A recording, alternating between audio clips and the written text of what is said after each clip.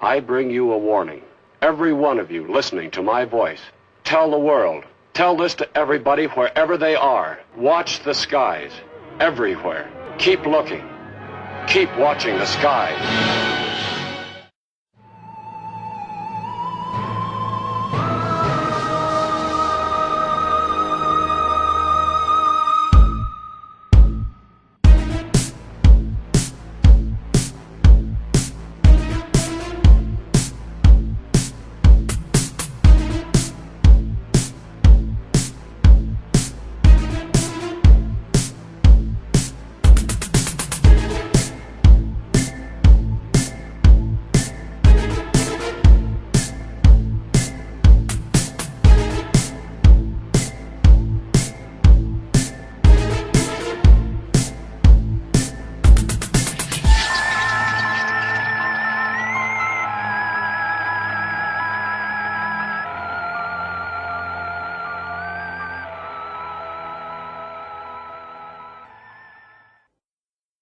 When the U.S. military dropped the nuclear bomb on Japan at the end of World War II, it created the modern world as we know it. You mean God didn't create the modern world as we know it? Man, I feel like we're going to get some hate mail. At the very least, that began what is known as the Atomic Age. This gave birth to a whole new set of anxieties. And out of these anxieties emerged a new type of horror movie. 1950s atomic monster movie. Oh, really? Like your Alien movies. And Alien invasion was a prominent theme. So were things being changed by radiation. In fact, every single movie we're going to be talking about tonight involves either space travel or radiation or sometimes both. Right. This is an era of horror that people have a lot of nostalgia for. They love the big rubber monsters. Though not all the monsters we're going to be talking about are guys in suits, though most of them are. Yeah. There were a few other techniques used at the time. And a lot of these movies are classic. Several of them have been remade. And this was the time period when sci-fi and horror really began to trade freely between each other. The line became more blurred between those two genres. We haven't done a classic horror episode in quite some time. And I always love it when we go back to old stuff. Yeah. That thing's alive, sir. I saw it. I shot at it. I hit it. I know it. Is it human or inhuman? Earthly or unearthly? Baffling questions, astounding questions that not even the world's greatest scientific minds can answer. Gentlemen, do you realize what we've found? A being from another world, as different from us as one pole from the other.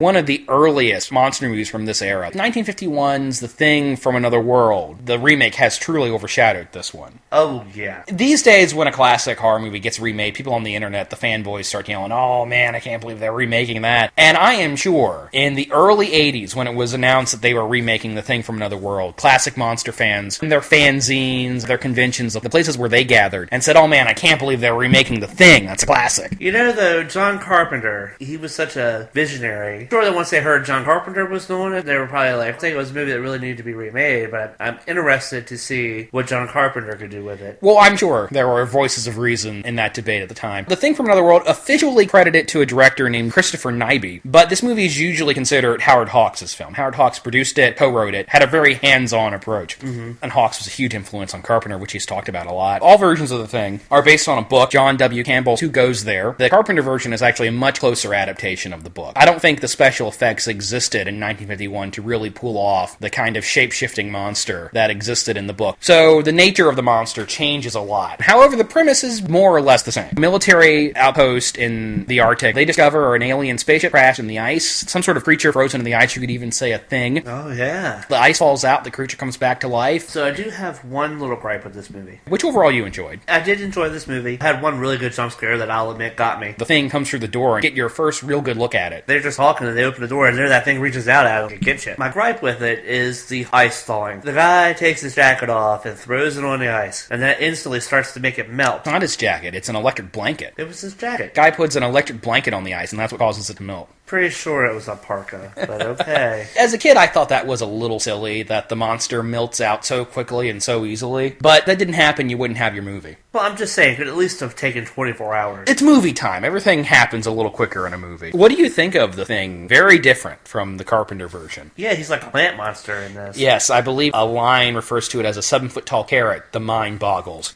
For this time, that monster is ferocious. Love the sequence where they set it on fire. Angry monster, it's on fire, and he's wiped his flaming arms across the bed mattresses that they're using to shield themselves. And it kills a couple of dogs. Lots of dog deaths in this episode, I'm afraid to admit. I know, why do they always kill the dog? Dogs always get it in horror movies. That sequence where it comes through the door and when it later attacks them in the bedroom, those are some classic horror elements. A good sense of tension, very atmospheric direction, great use of shadow in this movie. And the sound design is really good too, because there's always that icy wind blowing in the background. Yeah. But the monster itself, I've always thought it looked like a greener, thornier Frankenstein. Well, I don't know how you knew what color it was. The monster's green, JD. Don't be asinine. Are you sure? I've seen production stills and model kits. The thing is green. Whatever.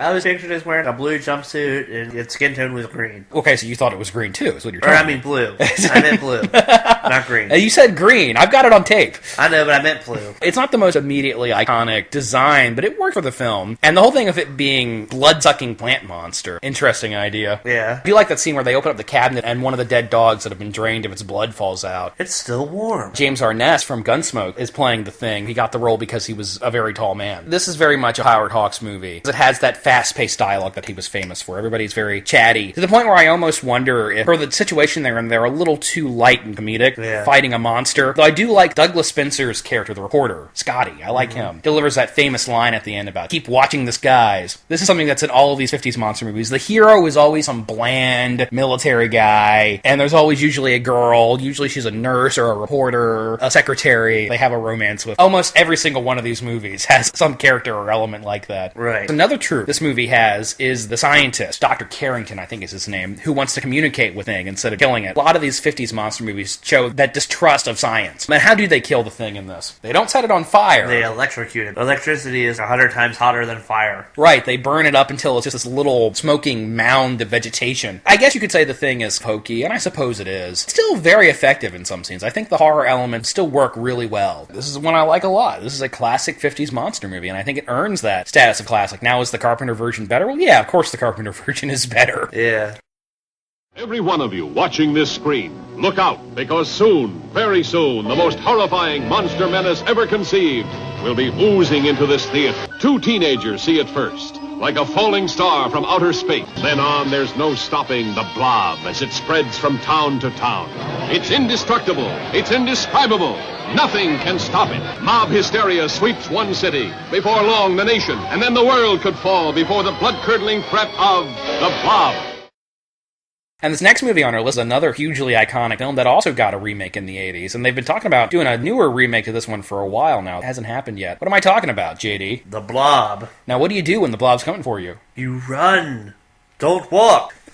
From the Blob. Yeah, beware of the Blob. It leaks and gleeks and slides and glides across the floor, right through the door. Oh, you gotta do the song now. Uh-oh. Beware of the Blob. It leaks and gleeks and slides and glides across the floor, right through the door. And all around the wall, a blotch, a splotch. Be careful of the Blob. Beware of the Blob. Burt Bacharach did that theme song, famously. I know that name. Yeah, he's in all the Austin Powers movies. And Mr. Burt Bacharach! Oh, yeah. Is what the world You got it. needs now is love. Sweet love. The Blob may very well be the definitive 50s monster movie. This has everything I associate with the 50s monster movie, except for 2 things. It's in color, and there's no radiation in it. Well, but it does have an alien from another world. It's got this quaint, small-town setting. The monster arrives inside of a comet. The protagonists are these teenagers whom nobody believes. There's drag racing. There's the cops. Alien isn't this big-brained, bug-eyed creature. It's something quite different. You know, had there ever really been a movie monster quite like the Blob before? No. It stands alone. And And it is iconic. There's not really been anything before or since. when you see a movie with a Blob-like monster, it is done usually as a homage to this movie. Even in Monsters vs. Alien, Bob, clearly. I think the Blob alien became a troop unto itself. This ambulatory glob of red fluid with acidic properties. Anytime it eats, it becomes bigger. It's not come to our Earth to conquer us. It really has no defined purpose. It's just Driven by its stomach. a giant amoeba, I suppose, is the best way to describe the Blob. Special effects in this original Blob hold up really well, actually. Yeah. They're very, very simple. Food coloring and silicone. Do you think this original is still a little bit creepy? Yeah. There's something a little off-putting about watching the Blob move. And there's no way to kill it. Even at the end when they they dispatch it. They still don't kill it. They just freeze it. There's that scene where the two teenagers, Steve and Jane, are being stalked through the department store. That's actually mildly suspenseful. And, of course, the movie theater scene is very famous when the blob is oozing out of the movie theater at the end. That movie theater, it's still there. This movie was shot in a small town in Pennsylvania. And they have a blob festival every year where they show the movie. And after the movie is over, everybody runs out of the theater. They have an annual blob run. Cool. You know that movie they're showing in the theater, in The Blob. What is it? It's a film that's better known as The Daughter of Horror. And it's this very strange, artsy-fartsy horror movie. It has no dialogue about a woman who's going insane. I think it's in the public domain, so that's probably why they used it in this movie. Who's the star of this movie, besides the Blob itself, of course? Steve McQueen. Steve McQueen, who was in his 30s, playing a teenager. Yeah, and don't they call him Steve in this? Yeah, the character is actually named Steve, yeah. He's into drag racing. The girl sneaking out of the house to go on a date with the boy. And everything's very innocent and chaste. The thing I really like about... No, not the thing. This is a different movie. What I really like about The Blob is the monster itself is awesome, and all the monster stuff is really well done. But there are these little details in the town and the minor characters in the town that I really like. The one deputy has a chess game in the desk drawer at the police station because it's so slow there. They have time to play chess. At one point, the police cars are going for the town and the siren's blaring, and an old man puts on a helmet because he thinks it's a bombing raid. But then when he realizes it's a fire truck, takes off the helmet and puts on a firefighter's hat because he's also a volunteer firefighter. Jane has this little brother. And usually the little kids in these 50s monster movies are awful and you just want to see them die. But you actually feel... The little brother in this is actually cool. You kind of like him. Yeah. And that's why I think The Blob is actually a pretty good movie. This film has an unfair reputation as being super cheesy, and it is super cheesy. Also, a lot of that was the time. This is almost a kid's movie. Notably, the same guy who made this would go on to make Dinosaurus. And I think the tones are comparable, but this movie's way better than Dinosaurus. And I like Dinosaurus. I don't like Dinosaurus. I don't know how you didn't like Dinosaurus. Steve McQueen apparently did not think much of this movie. He didn't care for it. When he agreed to do the movie, they said, okay, you can have this flat rate now, or you can have a smaller amount, but a percentage of the gross. And he said, well, this movie's a piece of shit. Nobody's going to see it. So he just took the flat rate, and then it went on to become a huge hit, make a lot of money, and Steve McQueen was kicking himself. Anita Corsat plays the girl. She's also very good in this. But we need to talk more about how they defeat the Blob. They freeze it at the end with... the CO2. Yeah. It's on top of this diner and trying to get to the people. Yeah. Pretty cool stuff, I gotta say. It touches the freezer floor, and that's how they find out that it's allergic to cold. Put it on a helicopter and take it into the Arctic. Did you ever see the sequel, The Blob? No, I have not seen Son of the Blob. Well, actually, it's not even Son of the Blob. I've always thought it was hilarious. They left out the declarative article, so it's just Son of Blob. It's also known as Beware the Blob. I saw it on AMC many, many years ago, and I remember it being extremely cheesy and very cheaply made. In retrospect, I think it was supposed to be bad. I think it was a comedy.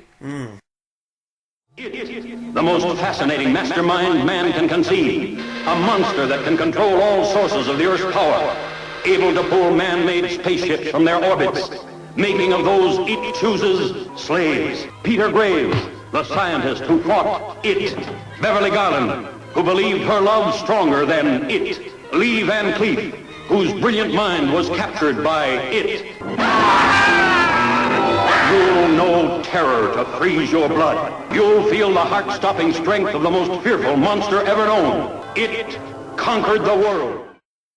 Now, I guess you didn't actually get a chance to watch 1956's It Conquered the World. No, but I saw Elvira, Mistress of the Dark. And it's not just in Elvira, Mistress of the Dark. When they want a cheesy 50s monster movie, this is one they usually show. And I'll give you a quick rundown. In this one, Dr. Tom Anderson makes radio contact with an alien from Venus. But the twist is Dr. Anderson hates humanity. He thinks Earth is doomed. He invites the alien to come to Earth and take over the small town he lives in. And how the monster does that, it's this creature that lives in a cave. It has a big cone-shaped head and lobster claws, and it waddles around, but it also has these little bat probes that fly off and attach themselves to people's necks and take them over. And even though the movie is called It Conquered the World, it really only conquers the small town. Now, this was produced by Roger Corman, who did at least one other movie we're talking about tonight, and is famous for making these low-budget exploitation films. It plays a lot from Invasion of the Body Snatchers, but it does have the big rubber monster. When the cast first saw the creature, they all laughed at it. The monster in this movie has a name. It was nicknamed by the effects people. What? Beulah. Beulah? The guy who designed the monster named it after his wife. Beulah, yeah. Beulah. The monster's totally ridiculous. The thing with these 50s monster movies is, yeah, the creatures look goofy, the effects are bad, but they're kind of charming in their badness. Yeah. The shittiness is mostly accidental, and they were really trying to make a good movie. Makes it more endearing to me. Lee Van Cleef, who had become very famous for spaghetti westerns, he's Angel Eyes in The Good, the Bad, and the Ugly. He's the bad. He plays the main scientist. Peter Graves from Mission Impossible plays the hero. And then Beverly Garland plays Lee Van Cleef's girlfriend or wife. What I like about her character is she gets fed up with the monster, picks up the radio and yells at it, and then goes into into the cave and tries to kill it with a shotgun. Yeah, kind of like the first retaliating Final Girl, huh? You know, there's a little bit. They save her at the end. Right, they do save her. Because Yeah. he has that stupid fight with that stupid thing, and they stick the blowtorch. Yeah, in his Lee face Van and Cleef kills the monster with a blowtorch. Earlier, the military were trying to kill it with machine guns and tanks and shit. In most of these movies, you either kill the monster with fire or electricity. Or blow it up, yeah. Or blow it up. That's it. Those were the easiest ways to kill shit back in the day, man. Lee Van Cleef dies, and then Peter Graves is there to take his wife. You gotta have the backup love interest. I recommend it. It's very silly. The screenplay is sloppy. All these movies have long scenes where characters are just sitting around and talking. I enjoy it. Conquered the World.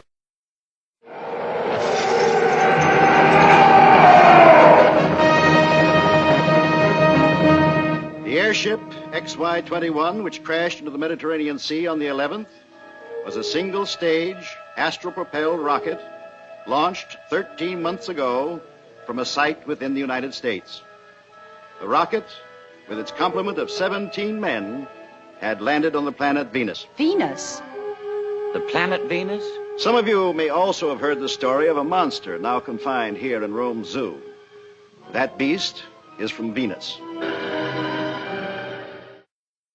Now here's a movie we just watched! 20 Million Miles to Earth. 20 Million Miles to Earth. Great title, by the way. One of my favorite titles. Has nothing to do with the movie. Very little to do with the film. The idea is monsters from Venus. The movie says anyway, there's 20 million miles between Earth and Venus. I don't know if that's accurate or not. I think the original title was The Giant Ymir. Is more descriptive of the film, but not as interesting. Ray Harryhausen has come up on the show. Surely he's come up at least once before. Yeah, when we did Earth versus the Flying Saucers. Right. We love Harryhausen. His stop-motion monster effects are just something else. They hold up so well, and they're so beautiful. They're not like other stop-motion effects. They move, they breathe, they look like real living things. Yeah, even King Kong, which inspired Harryhausen. King Kong to me just doesn't seem as lifelike as the Ymir does. Just the subtle touches that Harryhausen puts into the things he does. Mostly that was just how far the technology had come in about 20 years. 20 Million Miles to Earth was the third of a trilogy of black and white monster movies Harryhausen did for Columbia. He also made It Came From Beneath the Sea, which I guess we'll talk about when we do aquatic horror. Yeah. And then Earth vs. the Flying Saucer, which we talked about on our Alien Invader episode. And this is my favorite of the three. I enjoy all three of these films. This is my favorite. Mostly because I just really love the monster in this movie. The Ymir, they never call it that in the film, but that's his name. Named after the famous frost giant of Norse mythology. Really? Yeah.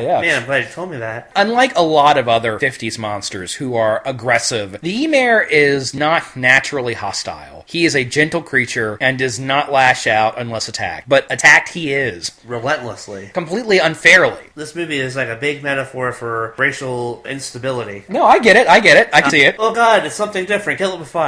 Yeah, exactly. And they don't try to communicate with it at all. There for a while, the main protagonist is like, guys, let's... He says it's not violent unless attacked. He's on its side for all of 30 seconds And before then he starts poking it with a stick. Yeah. Please do not poke the Ymir. Dogs attack it. They stab it with sticks and pitchforks and flamethrowers. They drop a big electrified net on it, shoot it with grenades and tanks, and drive a goddamn car into it. Thing is, if they just left the damn thing alone, it probably wouldn't have hurt anybody. And I don't even know if it's specifically about race. This is a theme you see in a lot of monster movies. The outsider, the other, that is feared because of its otherness. My sympathies go all the way out to the Ymir, mostly because the effects are so good and Harryhausen gives it so much personality, but mostly because people just treat it like shit. We ought to do like a bad lip reading of this movie and make the Ymir talk. Oh god. Ymir does have a cool roar. Very unique to the Ymir. You wondered out loud if this film might have been influenced by Godzilla. I checked the date. This came out in 57. Godzilla was released in America in 56. I guess it's possible, but then again, stop motion is a long process, so I'm sure this was in development at the time, so it's probably just a coincidence. However, the Ymir is sort of like a proto-kaiju in a lot of ways. Yeah. Reptilian, though not too reptilian. It's bipedal. You said the face looks a lot like how the Kraken would in Clash of the Titans. Obviously, both Harryhausen, so I'm sure there's a connection there. We didn't mention this, but the Ymir gets bigger the longer it's on Earth. Yeah. It starts out as little, 6 inches tall. That is something to consider. I don't want to see the Ymir die, but on the other hand, if they would have let it live, would he have eventually grown to outconsume its environment? I suppose that is very possible. Kind of like a fish. There are certain fish out there that will eat and grow until they outgrow their environment. You have to move them to a new tank. Okay, I guess that does make the Ymir a threat, but then again, that still doesn't give them an excuse to stab it with a pitchfork like, why don't they try to find a way to send it home? Yeah, shitty little Sicilian boy. What was his name? Pepe. He gets a hold of the email. He tries to sell it to a local zoologist. This movie is set in Sicily for an interesting reason. Originally, it was going to be set in America. It was going to be set in Chicago. Harryhausen said, I've always wanted to go to Italy. They uprooted the entire production and shot it on location. Hey guys, I always want to go to Italy. But they still didn't get Italian actors. They got American actors pretending to be Italian. Italian accents in this movie are awesome. It's like fucking Mario. It's the Pope. I mentioned how this film was clearly influenced by Kong. It follows a similar structure. Creature comes from a strange land where it's misunderstood, gets out, goes on a rampage. But especially the last act where the monster has to go on a rampage through a famous city. In this case, Rome. And instead of climbing the Empire State Building, getting shot down and falling, in this, the Emir climbs Colosseum. The script is standard affair. You don't really care about the human characters that much. It's standard stuff. But the monster is really the reason to check this out. The Emir is a great character, too. Would you say you enjoyed it, too? Yeah, it was a pretty good movie.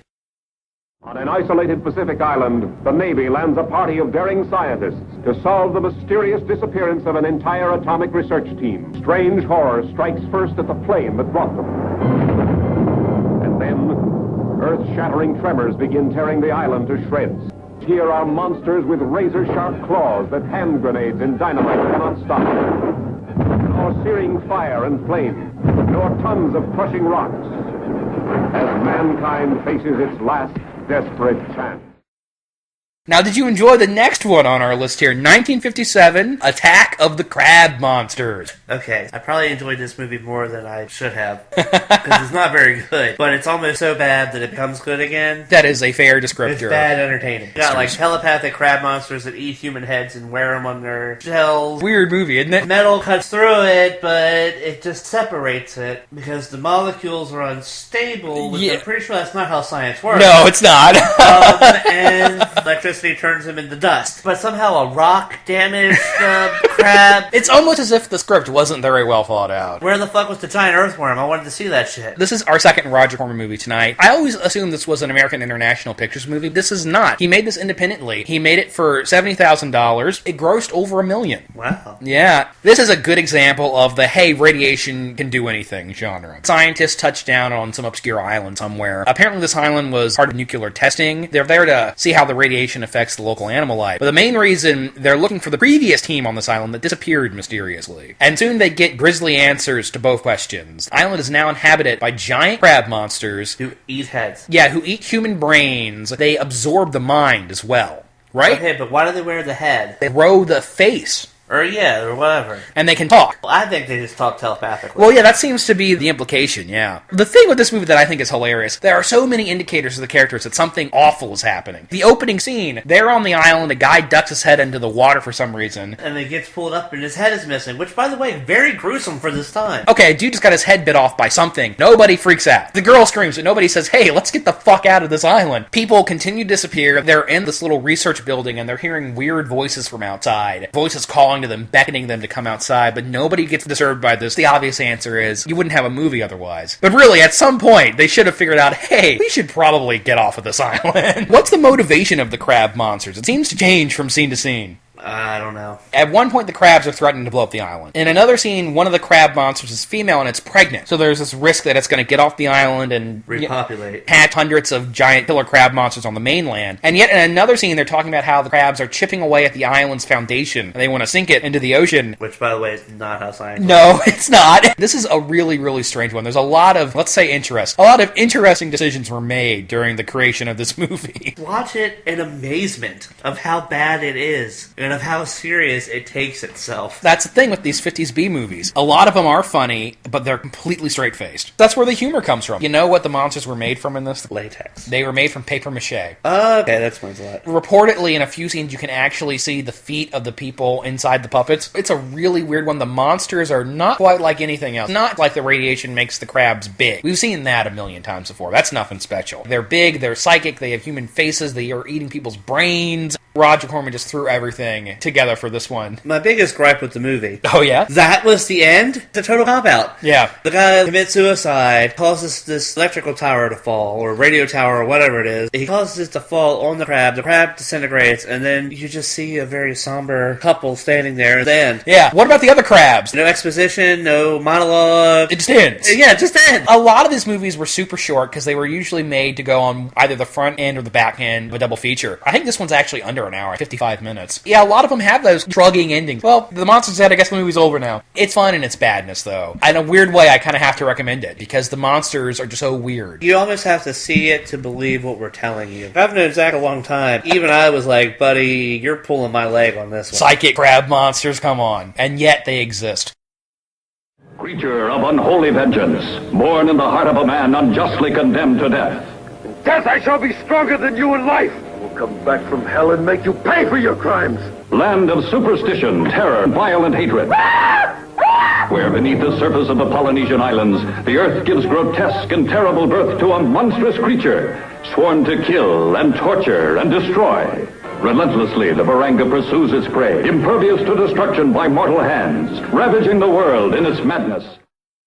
I really wish you had seen it, because you want to talk about bizarre, unintentionally funny monsters. Another great title, From Hell It Came. Where'd it come from? Hell. This one is about a giant killer tree monster called the Tabanga. Now, let me just roll down this premise real quick. Scientists go to islands. Scientists are always going to islands. This is somewhere in the Pacific. They're there to cure a plague is attacking the natives, but the natives are suspicious of science. The chief of the tribe has recently executed a prince. The prince was framed for a murder the chief committed, and before they hammered a knife into the prince's heart, he said he would return from the grave for revenge. And indeed he does. He returns to life as the Tabanga, a giant tree monster with a scrunchy, angry face. Little Tabanga. This is one of the silliest 50s monsters. A lot of these movies, you watch the guy in the suit, they're very stiff. But in this one, the actor in the monster suit just flat out couldn't move. A couple of scenes where the monster has to reach down and pick somebody up. Have to cut around the fact that the monster cannot bend over. And it has this ridiculous look on its face. It looks like a pug. You'll have to show me a clip of this monster. No, it's a super racist movie. The Pacific Islanders, clearly American actors. They speak in this ridiculous stilted English, very superstitious. At the end of the movie, one of the natives says to the doctor, "Oh, you can become our new witch doctor." You're thinking giant tree monster that's possessed by the soul of a dead person. Clearly magical. But this one still throws in some radiation just for the fuck of it. Not a good movie. Quite a bad film. There's a lot of scenes of people in rooms talking, again, scientists, but you kind of have to see it. Because the Tabanga, I feel like I have to shout that. The Tabanga! This ridiculously lovable, big, stupid tree monster, and you have to see it to believe it. A beautiful, innocent girl on her honeymoon. Her passionate dreams of perfect romance turned into a living nightmare. For this sweetheart she married, the man she had loved, was merely the hollow shell for the invaders from outer space. Who would believe her? Who could help her through the flesh-crawling terror of this unearthly marriage, when anyone she turned to could be one of them? Could she touch the body of this masquerading alien who wanted to learn the secrets of human love? Was it true? Could space monsters mate with Earthwomen? See the startling answer in the shocker of them all. What happened to the golden age of crazy monster movie titles? We just don't have it anymore. Now horror movies have names like one sinister word like Siren or Incarnate. I'm not going to go see Incarnate, but Evil Devil Boy, yeah, I might go see that movie. Here's a great title, 1958's I Married a Monster from Outer Space. What'd you marry? A monster from outer space. Even though this film has a very cheesy exploitation movie title, this movie is actually genuinely good. I mean, it's certainly entertaining. Main character, Marge, she's finally talked her boyfriend Bill into marrying her, and the night before the wedding, he is abducted by aliens and replaced by a doppelganger. It takes her about a year to really figure out that something's wrong. Wow, she was really in love with that guy. The thing with this movie is, throughout the film, the main female character is saying, I think something's wrong. And everybody says, hey, don't worry, you're just nervous. In a weird way, this is a proto-feminist film about how nobody takes this woman seriously based on the fact that she's a woman. Eventually, she does get some people to believe her. Day ends up getting saved because of it. It reminds me of other films from the 50s like Diabolique or The Innocents. And the main female character feels put upon. Gloria Talbot is the actress. She was in a couple of 50s monster movies. She was also in The Leech Woman. Good actress. And this was directed by Gene Fowler Jr., who also made I Was a Teenage Werewolf and I think The She-Monster, both of which would have been good candidates for this episode. Kind of an atmospheric film. There's lots of shadows. It's almost film noir in its direction. I dig that stuff. It's also a crazy 50s monster movie. A lot of these monster movies have an awesome poster, awesome title, but then the monster itself is usually disappointing. Mm-hmm. This one, the monster stuff is actually pretty well executed. Yeah. When it conquers the world, it doesn't really conquer the world, it conquers a small town. But in this one, you get a full-fledged fight between the military and the alien invaders. I would refer to them as Cthulhuoids. They have the tentacles around their face. Yeah, they're very weird looking. Something that's sort of funny. Bullets bounce right off of these guys. What is more effective in killing the aliens? Dogs. Yeah, the dogs can jump up and tear their breathing tubes out. Something about that just doesn't, If a dog could do it, I'm reasonably sure that a gun could do it, right? Well, yeah, but they're almost non-corporeal. They can turn invisible, they are a mist at one point in time. There is an element of invasion of the body snatchers in this idea that the person you love isn't the person you think they are. But what is sort of interesting about this one, Alien Bill gets humanized over the course of the film. Mm-hmm. Being around this human woman, he develops actual feelings for her. This one, it sounds like it's going to be a cheesy monster movie, and in some ways it is. Don't get me wrong. The monster stuff is pretty cheesy. It's very entertaining. It's a lot of fun. The script is a little more nuanced than maybe you would anticipate. Yeah. Going back and rewatching it for the show, I'm glad I did, because I really liked it a lot. And it's on YouTube officially, legally. Paramount uploaded this movie for free, so check it out. From beyond space, it came. An unspeakable terror, so horrible, no man who saw it lived to tell another.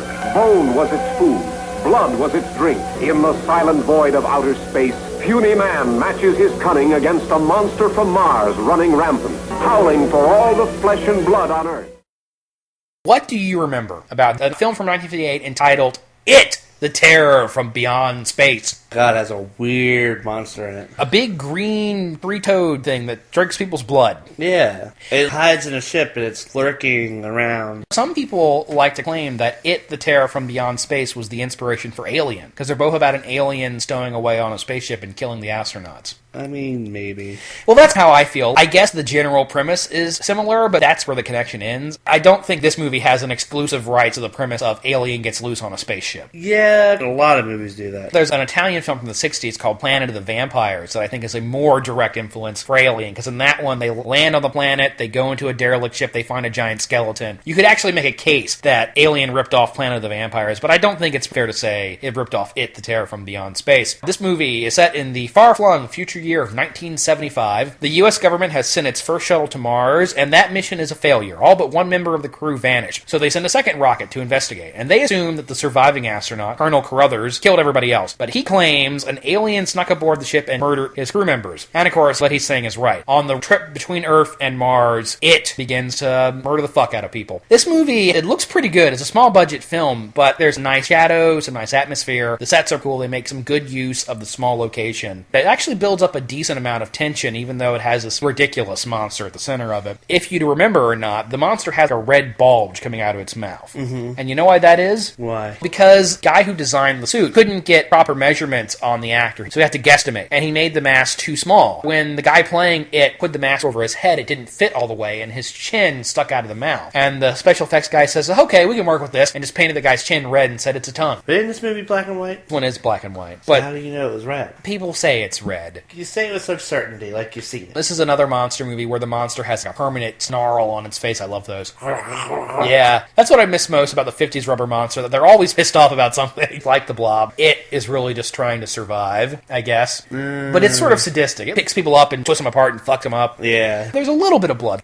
And it's hard to kill. Like Alien and Alien, it's difficult to kill. Throw grenades at it, they shoot guns at it, they even shoot a bazooka at it in one scene. And nothing works. You remember how they kill it? No. They get it stuck in a door and then let all the air out of the ship and suffocate it. Oh, so they blow it out in an airlock. Basically, but not quite. Cool shot where the astronauts go outside of the ship and you see them walking vertically down the ship. Kind of like the Batman shot. Yeah.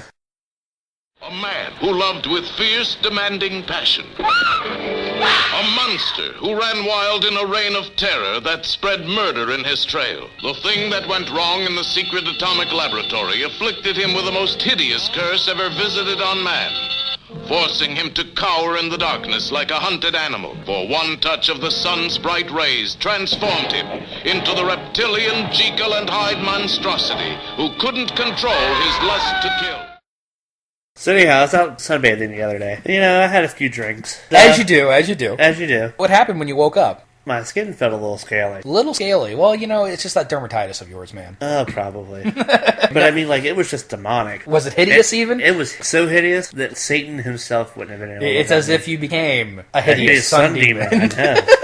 There's another title. Hey, what's this movie about? A sun demon. What's it like? Hideous. 1959, we're coming to the end of the 50s here. Hideous Sun Demon has an interesting pedigree. It was written, one guy wrote, directed, and starred in this movie. Robert Clark, and Mr. Robert Clark previously appeared in a low-budget horror film called The Astonishing She-Monster. And that film was shit, but it made a lot of money. And Mr. Robert Clark thought, wow, well, if that shitty movie can make so much, I mean, I can do better than that. So he made The Hideous Sun Demon completely independently. It was shot on weekends by film students. Well, that explains a lot. I like this one, actually. There are scenes in the movie where you see the guy's mask falling off of him. It's not quite that bad. I mean, you can tell it's a mask. I literally saw it flapping. It looks like he's wearing a big latex shirt in a couple of scenes. If nothing else, it has a novel premise. Well, that's fair. I would describe it as a reverse werewolf. Instead of a man turning into a monster under the moon, a man turns into a monster under the sun. Dr. Gil McKenna gets exposed to... what else? Radiation. That causes him to slide backwards on the evolutionary chart every time he's exposed to sunlight. Goes out in the sun, turns into a big scaly lizard monster, goes crazy, starts killing people. It stresses him out. I don't know why the guy just didn't move to Las Vegas and get a job as a nightclub singer or something. The thing I like about the Hideous Sun Demon is it's a little seedier than maybe you'd expect. It's a little more gory. Themes are a little darker. It's a little sexier than maybe you would expect for the 50s. There's a scene where the Sun Demon picks up a rat and squeezes the blood out of it. Kills a dog in this one too. Man, the number of canine casualties in these 50s monster movies. I hate when they kill the dog. Honestly, one of the most memorable things about the Hideous Sun Demon for me is the nightclub singer that the main character develops a relationship with, played by an actress named Nan Peterson. And her acting's not very memorable, but the low-cut dress she wears, she's quite lovely. The movie really implies over and over again that this guy who's married is sleeping with this woman he meets in the nightclub. But what do you think of the Sun Demon design itself? It's kind of a cool monster. Come on, give it that much. I mean, it's a cool monster, but it just wasn't done right. But hey, did you know there was an unofficial sequel to this movie that fans cobbled together in 1965? Indeed, there was. Yeah, Wrath of the Sun Demon. No, Bob Burns had some hand in that. Another thing that's cool about this one is the big alcoholism metaphor. When the guy wakes in the hospital, that's cool. When the guy wakes up in the hospital after getting exposed to radiation, the first thing he does is ask for a drink. And he's always drinking throughout this entire movie. And there's this great scene where he's hiding in the basement and he begs his girlfriend, I'm sick, I need help, I need treatment. And it feels this is a big metaphor for booze. I get it, it's cheesy, but I sort of like the Hideous Sun Demon. This one doesn't do it for you at all? No, not really. But hey, did you know that there's a hilarious redubbing of this movie that was done in 1983? I don't know if I'd call it hilarious. It was alternately known as What's Up, Hideous Sun Demon. Some people even refer to it as Revenge of the Sun Demon. Yeah, somebody took the soundtrack out and dubbed in a funny soundtrack, and it was originally released as What's Up, Hideous Sun Demon, which is, of course, a reference to Woody Allen's What's Up, Tiger Lily. It's not all that great. What's notable about it is it was an early role for Jay Leno. Oh, okay. Famous Monsters of Hollywood magazine names it Shock Award winner, the monster of Piedros Blancos, the world's most shocking monster, stalks its unsuspecting prey, feasts its eyes on the next victim to writhe in its slimy arms. The screen's most nightmarish beast, a claw-fingered, scaly-skinned, half-human crustacean, turning a lonely lighthouse village into a frenzied bedlam of blood-curdling horror. Never have you known such cringing terror. See the movie named the most brain-paralyzing shock story of them all, The Monster of Piedros Blancos. Another great title, The Monster of Piedros Blancos. The Monster of Piedros Blancos was shot by Universal special effects guys after they had been temporarily laid off. When they were out of work, they cobbled together their own low-budget monster movie. If you know your Universal monsters, you can look at the Monster of Piedros Blancos and see the suits they cannibalized to make this creature. The head is new. It has the demonic horned pig demon head. Yeah. But the chest is the creature from the Black Lagoon. The hands are the Mole Man. The feet are the Metaluna Mutant. When I showed you the trailer, you're like, hey, that's the Metaluna Mutant's feet. Piedros Blancos is a real place. It's a seaside outpost near the California town of San Simon. The monster Piedros Blancos is an evolutionary back row. They refer to it as a Diplovertebrans, which were actually proto-alligators. Monster Piedros Blancos has been hiding out in a cave for years, and the lighthouse keeper has been feeding it scraps. And the lighthouse keeper gets injured, ends up in the hospital, and that's when the monster enters the town and starts killing people, starts tearing people's heads off. A little gorier than you would expect for the time period. Now, some people don't like this one. They say it's too slow, it's boring, there's not enough monster stuff in it, which you could probably criticize any of these movies for. There's some cool monster stuff. And there's even a little dark humor. They're burying two of the monster's previous victims when the funeral is interrupted with the news that somebody else has died. The characters you meet in the small town, there's this Polish drugstore owner who's eccentric. I sort of liked the monster of Piedros Blancos. Now, if there was ever a movie that was in black and white that I'd want to see colorized, it would be this one. Because I want to see if they actually repainted everything, or if they just stuck it on him and said, it's going to be shot in black and white anyway, who cares? I think they probably repainted everything at the very least. On the posters, it was green.